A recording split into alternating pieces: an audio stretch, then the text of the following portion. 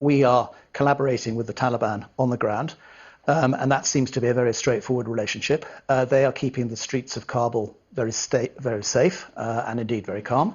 They are helping us at the airport. I think we have a worrying problem potentially with worried Afghans trying to get into the airport again. And we saw some very troubling scenes over the weekend. But providing we can keep control around the airport perimeter, there's no reason to suppose that we can't carry on doing what we're doing. There may always be the threat from renegade elements of the Taliban. It's not a homogenous organization. It may not have control over all of its people. But at the moment, they're controlling things very effectively.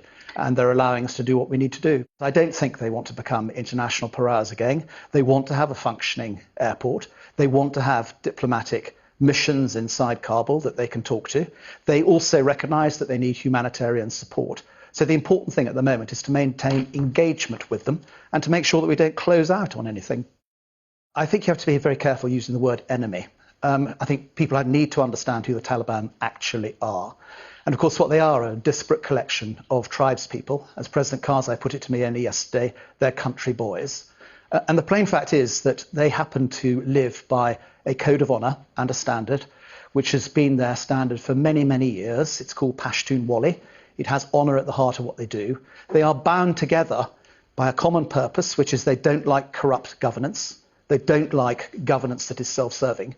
And they want an Afghanistan that is inclusive for all. I do think that they have changed. I think they recognise that over the course of the last 20 years, Afghanistan has evolved.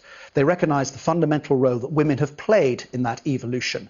And yes, they at the moment will undoubtedly say that they want to respect women's rights under Islamic law, and that will be a Sharia law. But that doesn't necessarily mean that they won't allow them to be involved in government and in education and in medicine and those things that they need them to be involved in. So I think we have to be patient. We have to give them the space to show how they are going to step up to the plate. And whether or not we can work with them will very much depend upon how they treat all Afghans.